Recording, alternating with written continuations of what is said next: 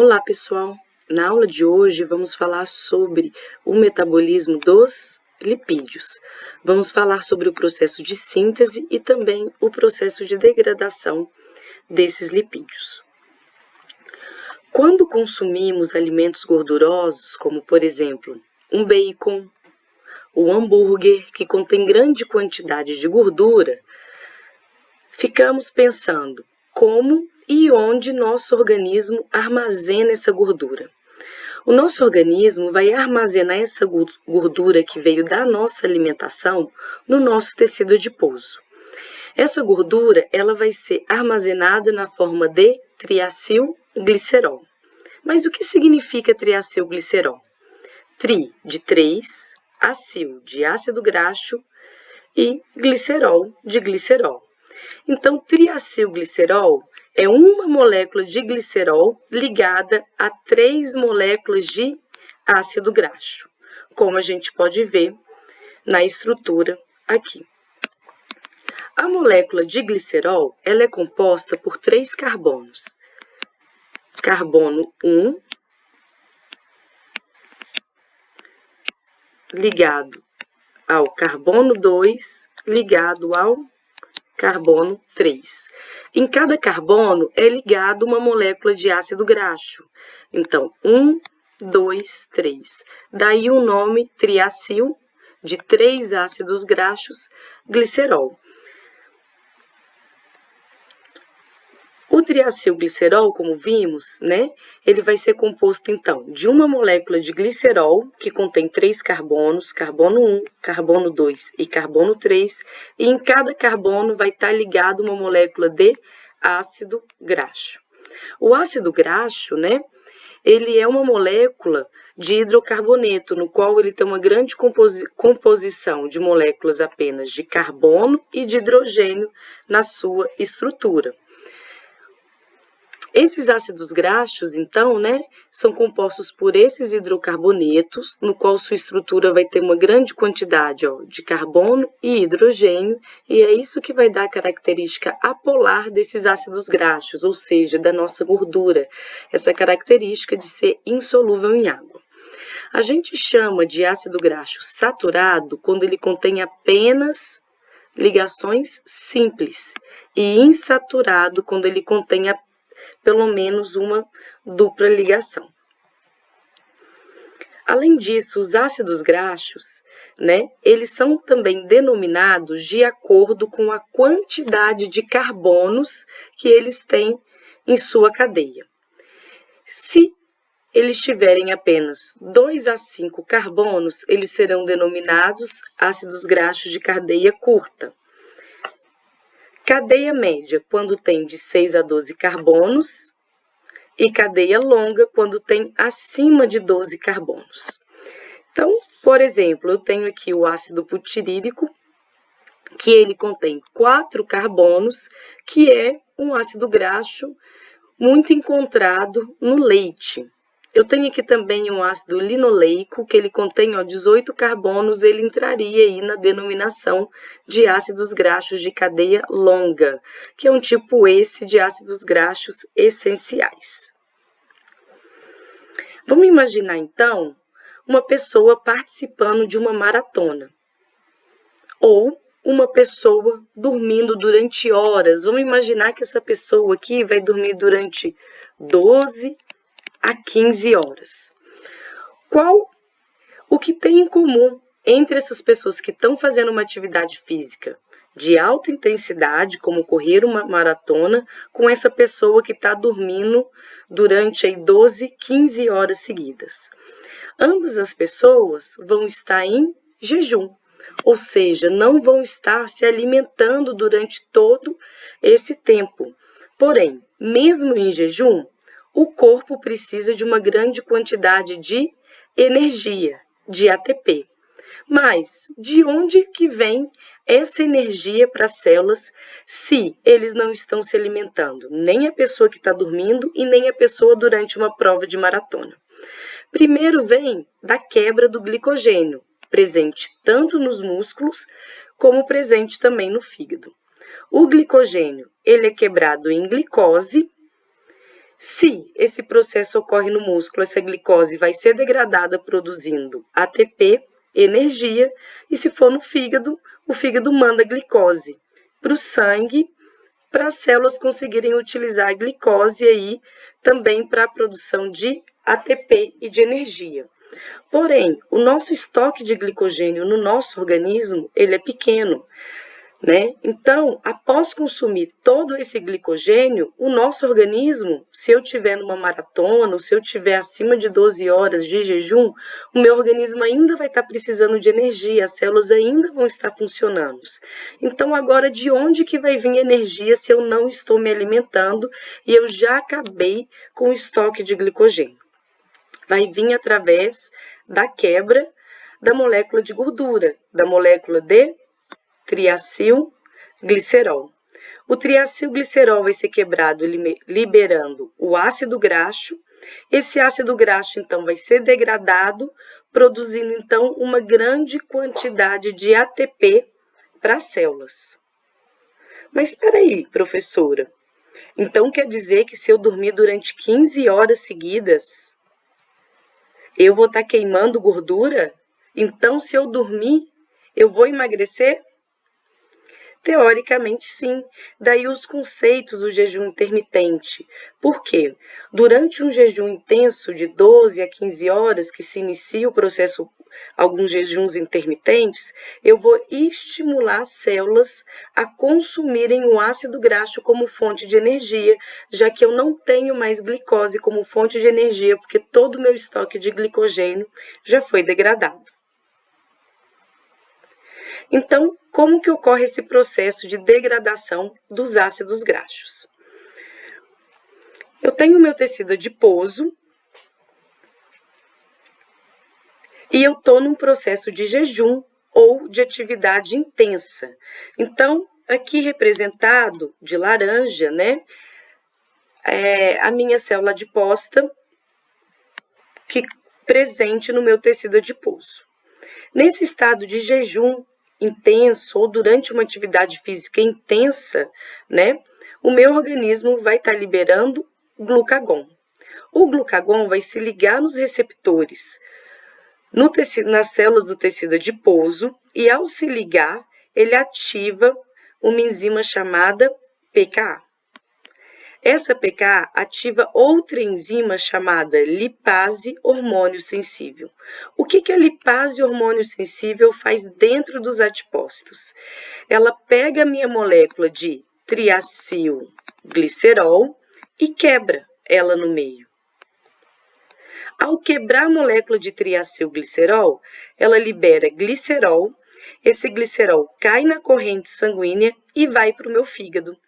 Lá no fígado, esse glicerol, então, vai ser convertido em glicerol 3-fosfato e em glicose pelo processo da gliconeogênese. E assim a glicose vai ser mandada para a corrente sanguínea para reverter o quadro de hipoglicemia, já que esse processo está sendo estimulado num jejum ou durante uma atividade física intensa, onde a pessoa não está se alimentando.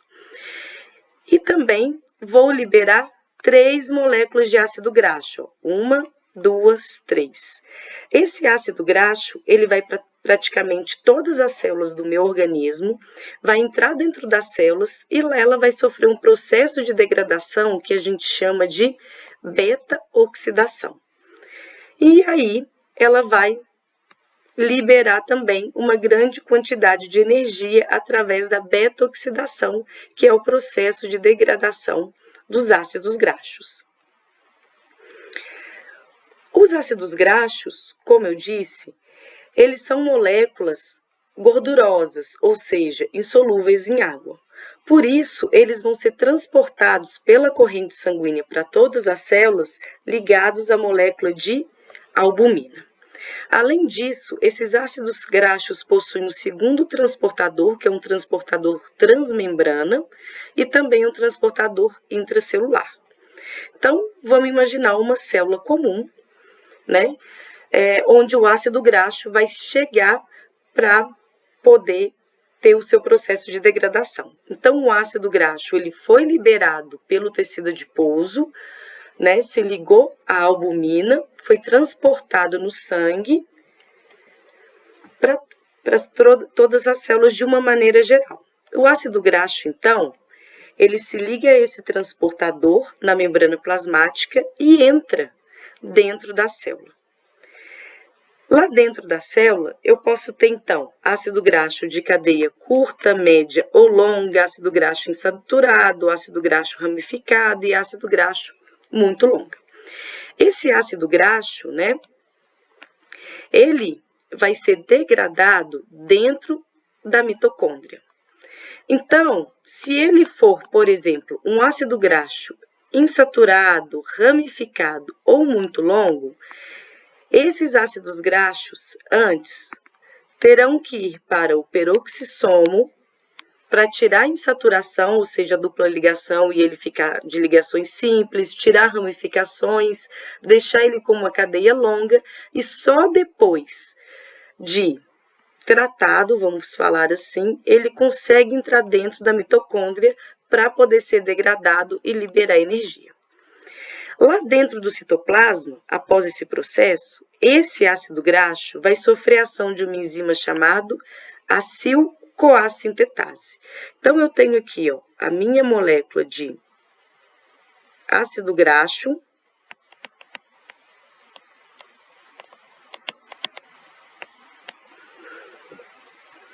ele sofre a ação da enzima acil-CoA sintetase. O que essa acil-CoA sintetase faz? Ela coloca uma molécula de CoA no ácido graxo, produzindo o acil-CoA graxo, que ele tem essa estrutura.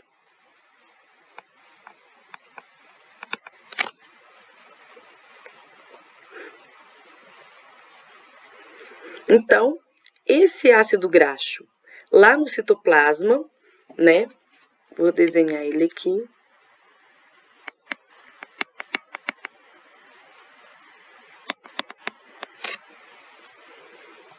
Vai sofrer a ação da acil-CoA sintetase, que vai colocar a molécula de CoA no ácido graxo, produzindo o acil-CoA graxo, que então ele vai ficar com essa estrutura.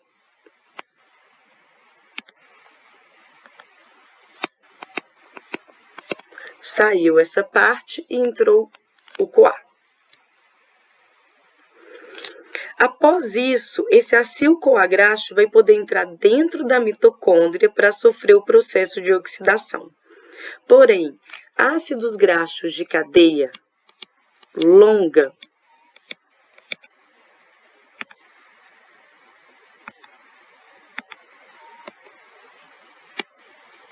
esses ácidos graxos de cadeia longa não conseguem entrar diretamente para a matriz da minha mitocôndria, aqui para o meio da minha mitocôndria, para sofrer o processo de metabolização.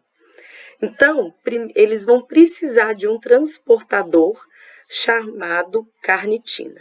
Então, como ocorre? Vamos observar essa parte, né? Onde a gente tem aqui a membrana externa, a membrana interna da mitocôndria e aqui dentro a gente tem a matriz.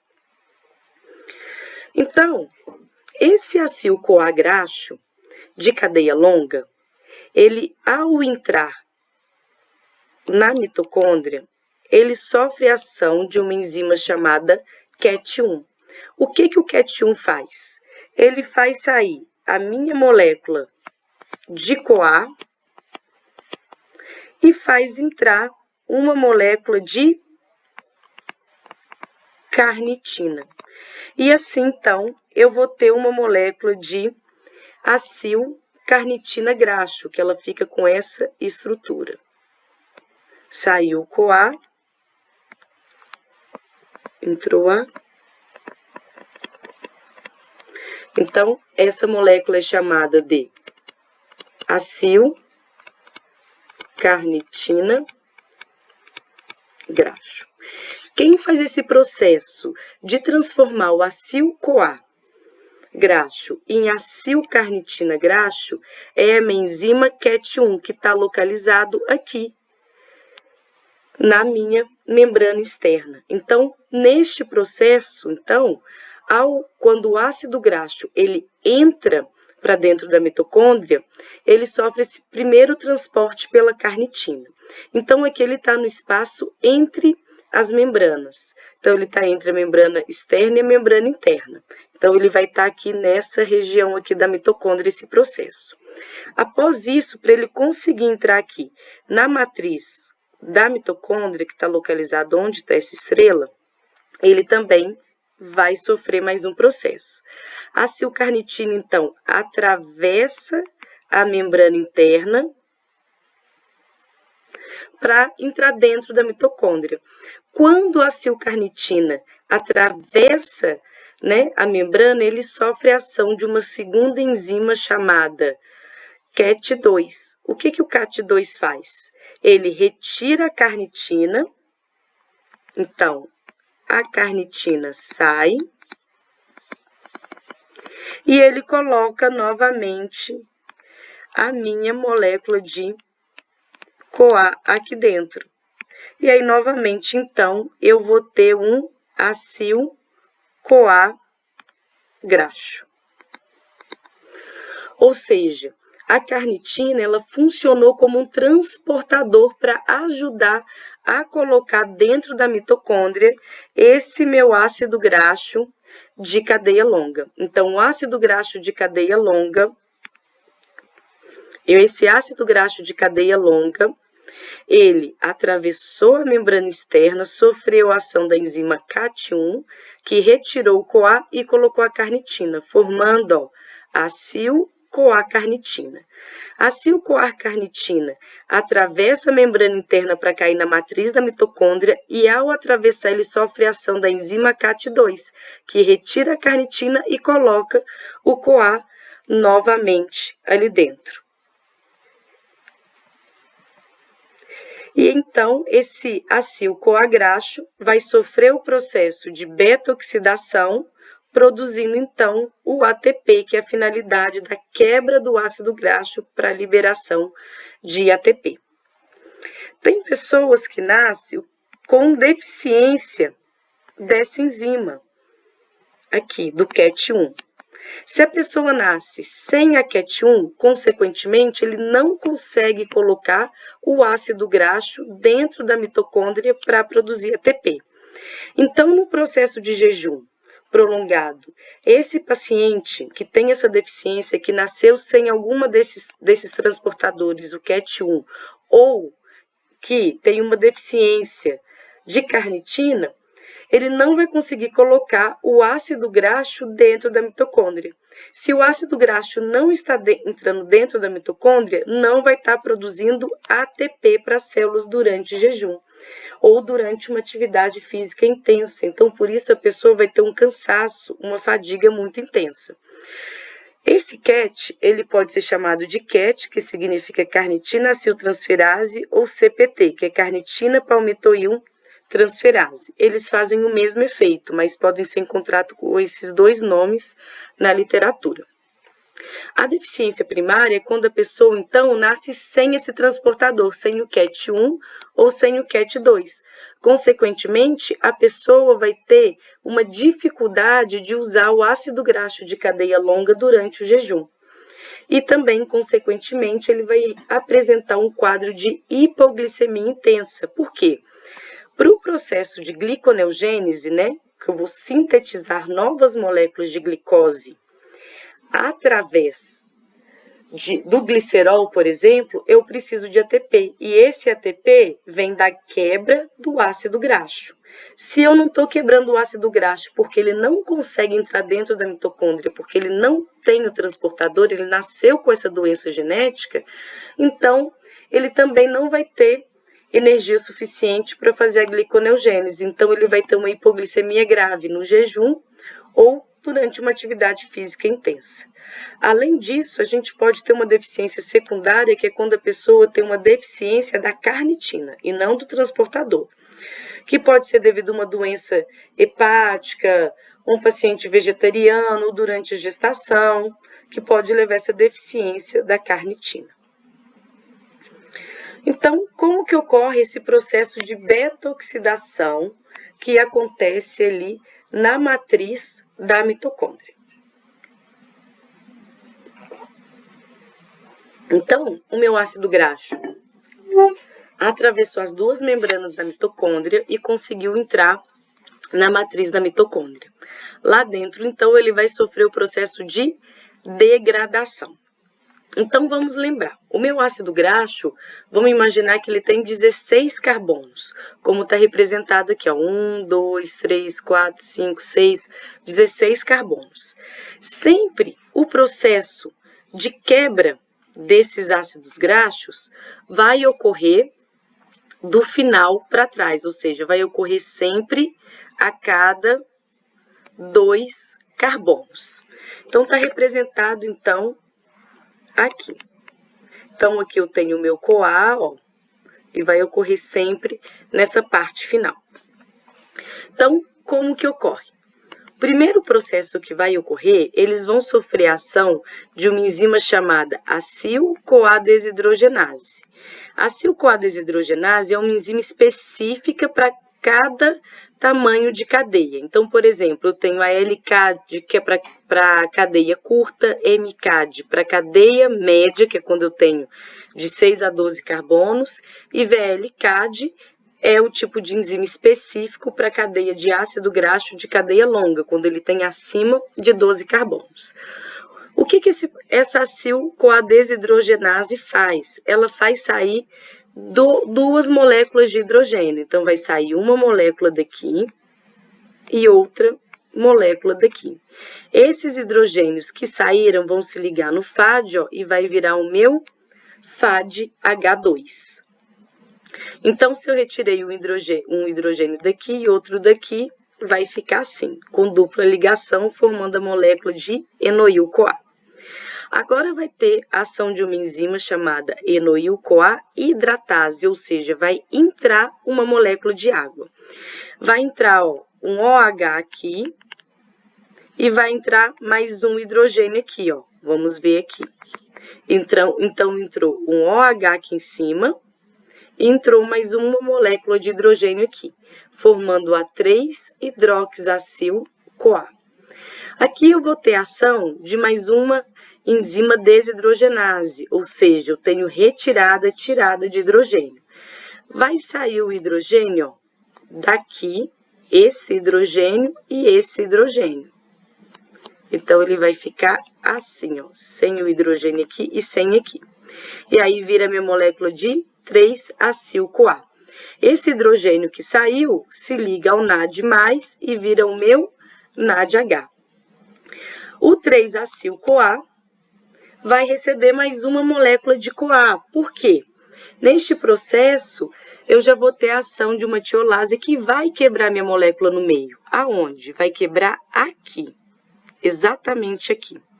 Então, essa molécula aqui que quebrou é essa daqui, ó, que é a minha molécula de acetil-CoA.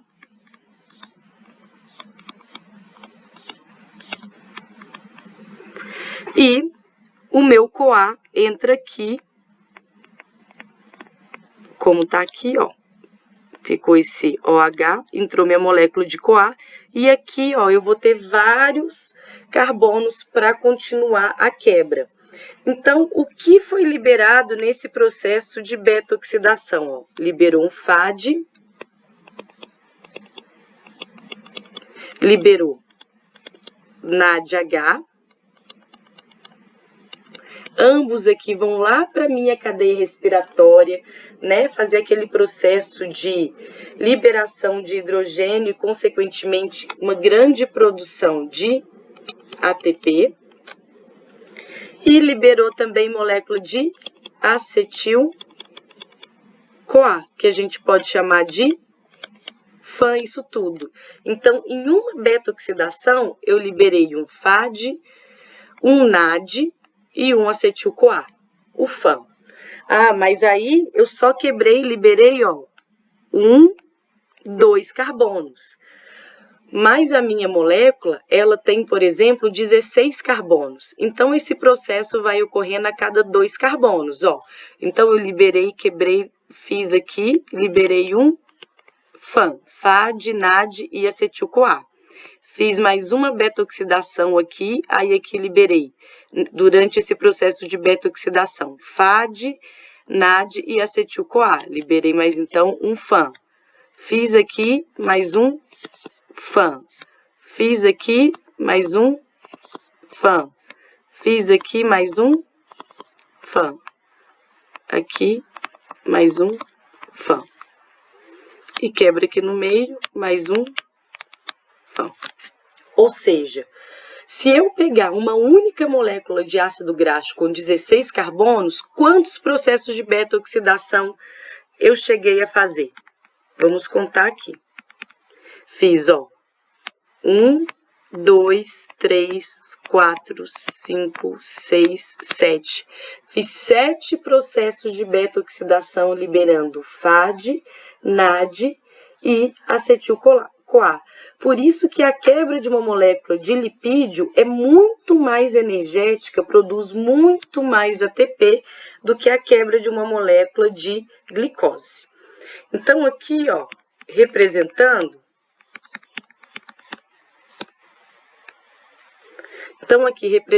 ó, um ácido graxo com 14 carbonos, ele faz uma beta-oxidação, ó, vai liberar 2 carbonos, 1, 2, que é o acetil-CoA. Vão sobrar 12 carbonos para fazer a beta-oxidação. Fez, liberou mais 2 carbonos, que é o acetil-CoA. Sobrou 10. Fez mais uma beta-oxidação, liberou mais 2 carbonos, sobrou 8. Mais uma beta-oxidação, liberou 2, sobrou 6 carbonos. Mais uma beta-oxidação, liberou 2 carbonos, sobrou 4 carbonos, faço mais uma beta-oxidação, liberando o acetil-CoA. O FAD e o NAD vão lá para a cadeia respiratória produzir ATP e minha molécula de acetil-CoA também pode ir para o ciclo de Krebs produzindo ATP. Ou, se eu tiver num quadro de hipoglicemia muito grave, um jejum muito grave, esse excesso de acetil-CoA, a gente vai ver, ele vai se juntar e virar as moléculas de corpos cetônicos, que são altamente energéticas também. Existem pessoas que nascem sem a molécula, sem a enzima acil-CoA desidrogenase. Se a pessoa não tem essa enzima, consequentemente, ela não vai fazer também o processo de beta-oxidação. Então, a pessoa vai ter um quadro de hipoglicemia grave. Tratamento, então, evitar um jejum prolongado, uma atividade física intensa. A pessoa, então, pode nascer com deficiência ao LCAD, MCAD e VLCAD, que são subtipos dessa enzima. Então, o LCAD é responsável por fazer a degradação de ácido graxo de cadeia curta, o MCAD de cadeia média e o VLCAD de cadeia longa. Então, por exemplo, se a pessoa nasceu sem a MCAD, que é uma doença genética, ela não vai conseguir degradar apenas ácido graxo de cadeia média. Aí eu deveria diminuir a ingestão desse tipo de ácido graxo. Ah, mas e se o meu ácido graxo ele tiver 15 carbonos em vez de 16? No final daquele processo de beta-oxidação, em vez de sobrar 2 carbonos, que é a molécula de acetil-CoA, vai sobrar 3, ó. 1, 2, 3, que é a minha molécula de propinil-CoA. Esse propinil-CoA vai sofrer a ação da propinil-CoA carboxilase, vai virar demetilmalonil-CoA, que vai sofrer um processo de isomerização, vai virar L-metilmalonil-CoA, que a metilmalonil-CoA mutase vai converter essa M-metilmalonil-CoA em succinil-CoA. E esse succinil-CoA vai entrar lá dentro do meu ciclo de Krebs, continuando o processo de síntese de ATP. Essa enzima, por exemplo, a metilmalonil-CoA mutase, que é responsável por sintetizar o succinil-CoA, finalizar essa transformação do propinil-CoA em succinil-CoA, ele necessita da coenzima da vitamina B12, que atua como um cofator aí dessa enzima. Então, daí a importância dessa vitamina B12. Bom, E quando, então, sintetizamos os corpos cetônicos? Em qual momento metabólico, então, que o meu organismo vai sintetizar esses corpos cetônicos? Vai ser em um processo de jejum. Nesse processo de jejum, a gente vai ter a liberação de glucagon pelo pâncreas. Esse glucagon, então, vai lá no meu tecido adiposo, vai ativar a lipase hormônio sensível no tecido adiposo e vai fazer com que o meu triacilglicerol seja quebrado em glicerol e em ácido graxo. Esse ácido graxo, então, vai cair na corrente sanguínea, vai para as células, vai sofrer o processo de beta-oxidação, ou seja, de quebra, e nesse processo de beta-oxidação é produzido o FAN, que a gente viu, que é o FAD, o NAD e a molécula de acetil-CoA.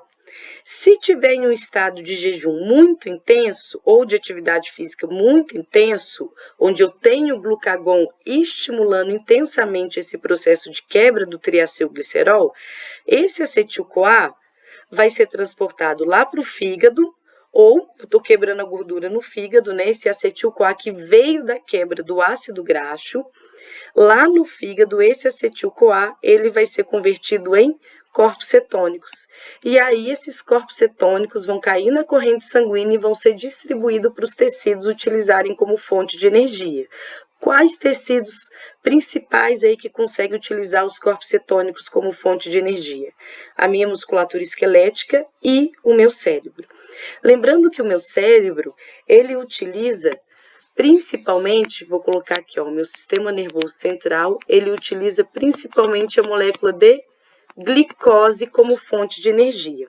Por isso, nesse processo de jejum intenso, né, no processo de quebra do triacilglicerol em ácido graxo, esse glicerol vai lá para o fígado e é convertido em moléculas de glicose, e o fígado manda a glicose para o sangue, para essa glicose servir como fonte de energia para o meu cérebro, já que ele usa principalmente a glicose como fonte de energia. Esse processo de síntese de glicose para reversão de hipoglicemia precisa de ATP. Uai, mas de onde que vem a energia para o meu glicerol virar glicose? Vem da quebra do meu ácido graxo, do processo de beta-oxidação que produz uma grande quantidade de ATP. Por isso, nos slides anteriores, eu falei que se a gente não conseguir quebrar o ácido graxo, a gente não produz ATP e o sintoma é uma hipoglicemia intensa, porque sem esse ATP que veio da quebra do ácido graxo, eu não tenho ATP para a síntese de novas moléculas de glicose pelo fígado e reversão da hipoglicemia. Nessa situação de jejum intenso, então, como uma outra fonte de energia para o sistema nervoso central e para os músculos, a gente tem os corpos cetônicos.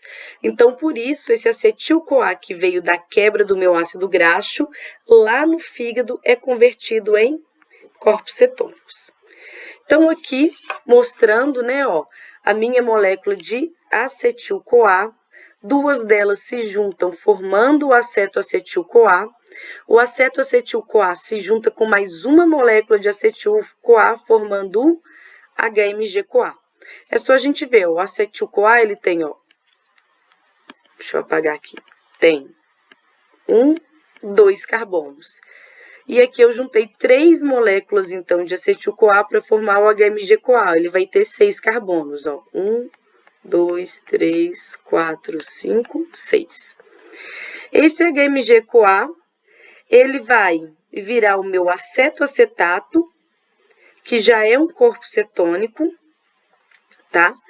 E esse acetoacetato pode virar também o 3-hidroxibutirato, que é um outro tipo de corpos cetônicos. Então, essa síntese de corpos cetônicos ocorre exclusivamente no fígado, E aí esses corpos cetônicos caem na corrente sanguínea e vão ser utilizados aí, por exemplo, pelo meu músculo, pelo meu cérebro, para quê? Para a produção de energia. Esse acetoacetato, ó, ele no processo de respiração, ele libera CO2 e libera acetona. Por isso que a pessoa, quando está com muito excesso de corpos cetônicos no sangue, ela tem um hálito frutado. E aí, então, qual que é essa relação da insulina-glucagon? A gente viu, então, que no jejum a gente vai estar liberando uma grande quantidade de glucagon, e o glucagon que é responsável pela lipólise, quebra dos lipídios, do triacilglicerol, né, que vão ser responsáveis por liberar ácidos graxos no sangue e, consequentemente, esses ácidos graxos vão ser convertidos em corpos cetônicos lá no meu fígado, que vão mandar para a corrente sanguínea. Como eles têm uma característica ácida, se eu acumular corpos cetônicos no sangue, o paciente pode ter uma acidose metabólica, que é um quadro muito comum aí na diabetes tipo 1. Mas quando que eu vou sintetizar os ácidos graxos? Em que momento metabólico? Bom, eu principalmente vou sintetizar e produzir esses ácidos graxos que vão ser armazenados no meu tecido adiposo em um estado alimentado. Então, quando eu acabo de me alimentar, né, de um alimento rico em carboidrato e em glicose, eu estou num quadro de hiperglicemia, por isso o meu pâncreas libera insulina. Então, essa glicose entra dentro do meu fígado, essa glicose que veio da minha alimentação. Primeiro ela vai ser armazenada como glicogênio, mas e o restante? Essa glicose, então, é quebrada até acetil-CoA, e esse acetil-CoA, que veio da quebra do excesso de glicose da minha dieta, vai se juntar, um juntando no outro, formando a minha molécula de ácido graxo. E aí esse ácido graxo, ele se junta com a molécula de glicerol, formando o meu triacilglicerol, e vai ser armazenado no meu tecido adiposo, nas minhas gordurinhas. Por isso que se eu comer pão, comer macarrão, comer uma quantidade grande de carboidrato, eu vou engordar. Por quê? Esse excesso de glicose, de carboidrato que veio da minha dieta, da minha alimentação, vai para o meu fígado e essa glicose é quebrada em acetil-CoA e esse acetil-CoA que veio da degradação da glicose em excesso se junta formando o ácido graxo que a gente vai armazenar no nosso tecido adiposo. Por isso que pessoas, às vezes, com esteatose hepática, que é gordura no fígado, às vezes não pode relatar que não come gordura, não come bacon, não come hambúrguer, não come fritura. Porém, se você fizer uma análise da alimentação desse paciente, vai ser possível verificar que ele ingere uma grande quantidade de carboidrato, pão, cerveja, macarrão, por exemplo, que todos têm uma grande quantidade de glicose. Então, como a transformação da glicose em ácido graxo ocorre no fígado, eu posso acumular essa gordura no fígado e aí também um dos fatores para o desenvolvimento da gordura hepática que a gente chama de esteatose hepática. Mas o principal caminho normalmente é esse ácido graxo ser transportado lá para o meu tecido adiposo para ele ser armazenado. Então, como ocorre? O momento metabólico que ocorre é no estado de hiperglicemia e eu vou estar liberando insulina. Então, é a insulina que estimula a lipogênese, a síntese dos lipídios. A glicose, então, entra dentro da célula, no citoplasma da célula hepática do fígado. Ela vai ser quebrada até piruvato. O piruvato entra dentro da mitocôndria, vira acetil-CoA. Esse acetil-CoA vira citrato, sai da mitocôndria como citrato e lá no citoplasma esse citrato é convertido em acetil-CoA. Ou seja, esse citrato serviu para transportar o acetil-CoA para fora da mitocôndria, já que ele não consegue sair diretamente. Por isso que ele é convertido em citrato e lá no citoplasma ele volta a ser acetil-CoA. Eu junto mais uma molécula de acetil-CoA, outras formam malonil-CoA. Assim eu vou juntando moléculas de acetil-CoA e sintetizo o ácido graxo. E aí esse ácido graxo, então, junta com glicerol, vira o triacilglicerol e é transportado para o nosso tecido adiposo. Então, comparando aqui o processo de síntese e de degradação dos lipídios, ó, a síntese ocorre após a refeição rica em carboidratos, tá? Já a degradação dos lipídios ocorre em jejum. Na síntese, eu vou ter uma grande quantidade de insulina estimulando, e já na degradação é o glucagon. A síntese ocorre principalmente no fígado, e a degradação ocorre geral nos tecidos, pode ser musculatura esquelética, fígado, tá? A síntese ocorre no citosol da célula, no citoplasma, e a degradação ocorre na mitocôndria. O produto final da síntese é um ácido graxo, aqui um exemplo palmitato. E qual que é o produto final da degradação do ácido graxo? É o acetil-CoA, que a gente viu que nesse estado de jejum, se eu tiver num jejum muito intenso, este acetil-CoA que veio da degradação do ácido graxo, ele se junta formando o corpos cetônicos. Aqui é um resumo sobre a síntese e o processo de degradação dos ácidos graxos, tá? Então, a síntese, ó, ela ocorre, ela está relacionada, né, com a ingestão de carboidratos, liberação de insulina, ocorre no citosol hepático, que esse acetil-CoA, então, ele vai unindo com outras moléculas de acetil-CoA, formando o meu ácido graxo, que vira o triacilglicerol, que vai para o sangue e vai ser transportado para o meu tecido adiposo para armazenar. E a degradação? A degradação é quando eu estou num jejum prolongado, numa atividade física intensa que eu preciso de ATP. Então, eu vou liberar glucagon, a adrenalina também estimula esse processo, por isso o uso de termogênicos, antigamente anfetamina, que vai estimular essa quebra, tá? Então, lá no tecido adiposo, meu triacilglicerol é quebrado em glicerol e ácido graxo. Esse glicerol, esse ácido graxo, vai para o fígado ou para os outros tecidos. Ele vai sofrer o processo de beta-oxidação, ó, liberando NAD/FAD e liberando o acetil-CoA. Nos outros tecidos, acetil-CoA vão fazer o ciclo de Krebs, e lá no fígado, esse acetil-CoA, no estado de jejum e hipoglicemia intensa, ele vira os corpos cetônicos, que servem também como fonte de energia nesse estado de jejum.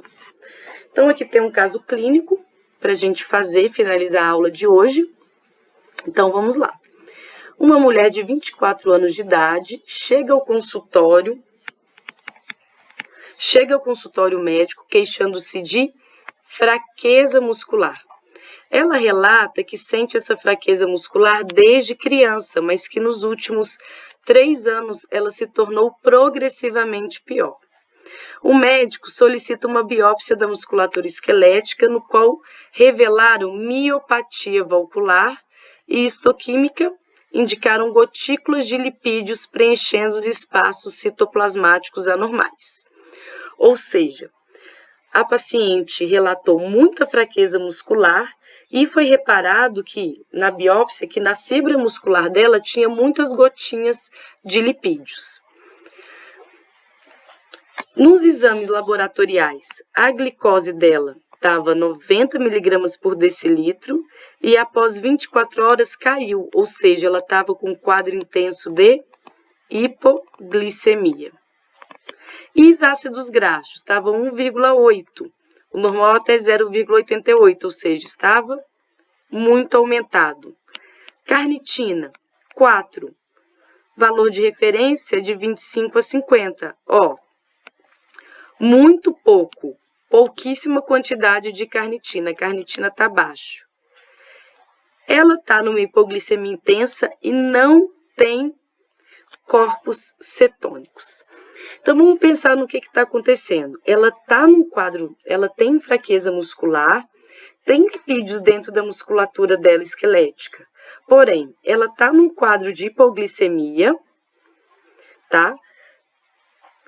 Tem grande concentração de ácido graxo na corrente sanguínea, mas ela tem deficiência de carnitina e mesmo no estado de hipoglicemia, ela não tem corpos cetônicos. O que pode estar acontecendo com essa paciente? Provavelmente, então, ela não está conseguindo degradar os ácidos graxos no processo de beta-oxidação. Então, eu tenho os ácidos graxos, o processo aqui de beta-oxidação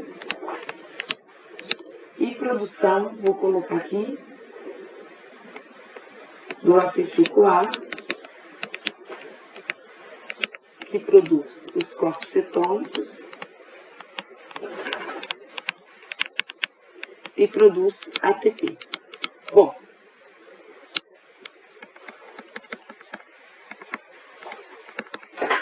se ela está com fraqueza muscular, fadiga, ela não está produzindo ATP, tá? Nos exames dela, mesmo ela com a hipoglicemia de 60 mg/dL, que é muito intensa, ela também não tem corpos cetônicos, ela deveria ter. E eu tenho muita quantidade de ácidos graxos livres e não tenho carnitina. O que deve estar acontecendo? Provavelmente, então, ela não está conseguindo fazer o processo de beta-oxidação, tá? Por quê?